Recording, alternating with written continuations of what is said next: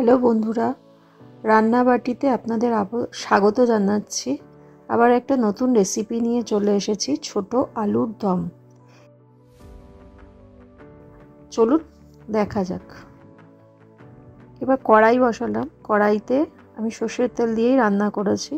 আগে থেকে আমি আলুটা সেদ্ধ করে একটু নুন দিয়ে সেদ্ধ করেছি, করে খোসাগুলো ছাড়িয়ে নিয়েছি।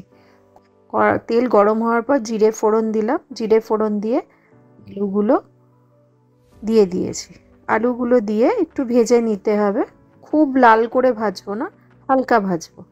হালকা ভেজে নিয়ে এর মধ্যে টমেটো কুচি দিয়ে দেব। টমেটো কুচি দিলাম।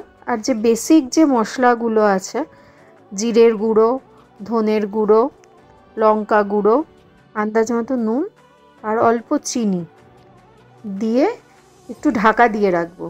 একটু ঢাকা দিলে ওটা ফ্লেভারটা খুব সুন্দর হয়।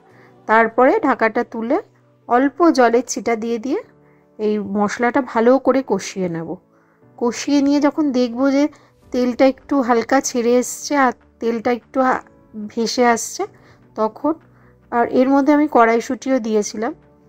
তারপরে আমি জল দিয়ে দিচ্ছি, অল্প জল দিয়ে ঢাকা দিয়ে দিচ্ছি। এবার জল দিয়ে, এবার আপনারা যদি গ্রেভি বেশি না খান তখন আপনি অল্প জল দেবেন।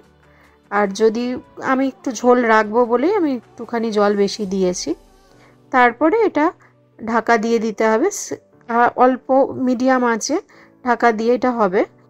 রান্নাটা হয়ে যাবে, তখন আমি একটু ধনেপাতা দিয়ে নামিয়ে নেব।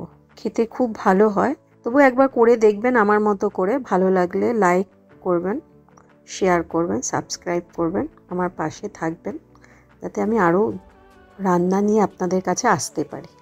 Thank you.